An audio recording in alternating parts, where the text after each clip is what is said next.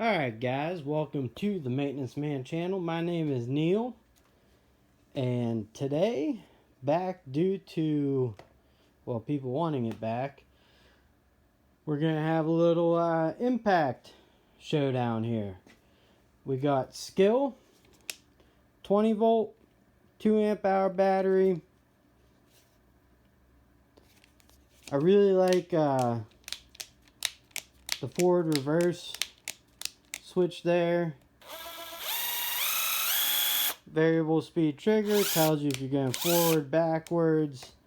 That's how the battery locks in. That's where the light is. Noticeably smaller than the Craftsman, so that helps out in a lot of areas. Now this forward reverse is very small, and it doesn't feel good when you're trying to hit it. I mean, well, I guess once you're down there, I don't know, it just seems like it could have been a little longer, because like the impact kind of gets in the way, but this has 1.3 amp hour battery. Battery light indicators, same on the Skil. This has 4 lights, this has 3, if that matters to any of you. Craftsman sounds pretty good. I don't know. So this is just like the basic brushed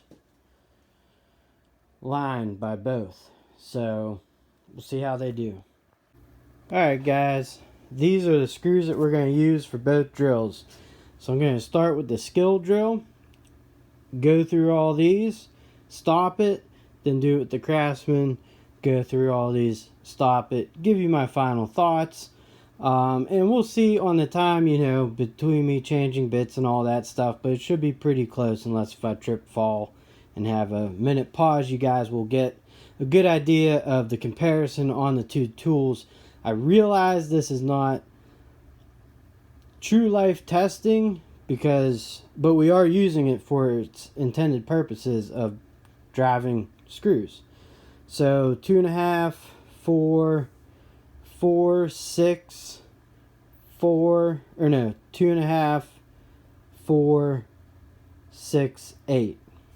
That's the inches, and I have a certain amount. If they struggle through any of these, I'll just probably not perform that test, or we'll figure it out at the end. I have been using the Skil for a bit, and I have had it test against other tools. So I like it a lot. I do, for around the shop, and I intend to do the same with the Craftsman. So after this test, I'll still be using them, not regularly, but they'll be getting their wear and tear, and in these tests they'll get some wear and tear. So should give you a good idea if they don't overheat or anything like that. Whatever you do for a living, you could probably decide what might be best for you, or neither would be good for you. Alright, let's get started. Alright guys, here we go with the Skil. Let me just make sure what piece of wood we got in frame there. I'd say pretty much almost all of it. So we'll start with the 2.5s here, 10 of them, I do believe.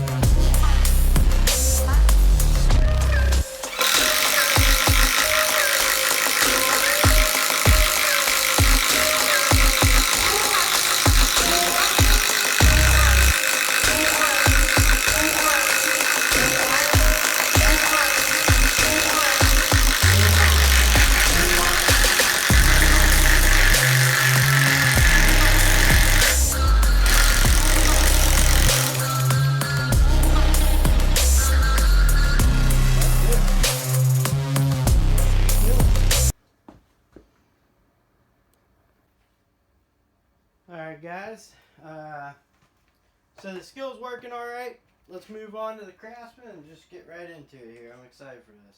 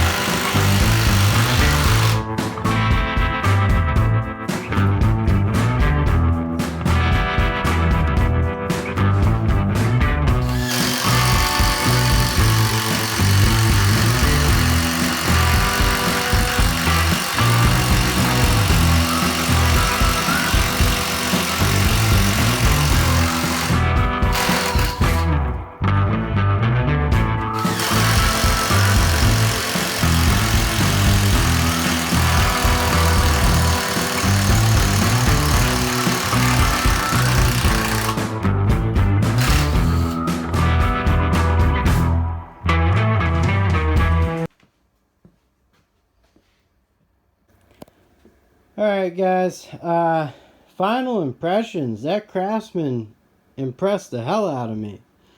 The Skil didn't do too bad. You know, I guess with these, I would call them more homeowner type tools. The Craftsman's a lot more powerful. The Skil's pretty powerful but compact.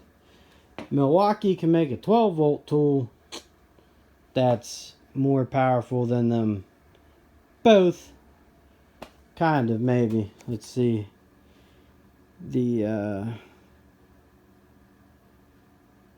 That's pretty good. That ain't too bad. Now, the Craftsman battery did crap out. One thing about the Craftsman, it's a quick load, but not a... I guess it wouldn't be a quick release. This is not a quick load. The battery life on this only took 1 bar off. This one kind of crapped out on that last one, but it says 1 bar. Again though, 1.3 amp hour battery. That's a 2 amp hour battery. Anyways guys, I'll probably go more in depth with the tools. Make another video after this one, kind of going over some things.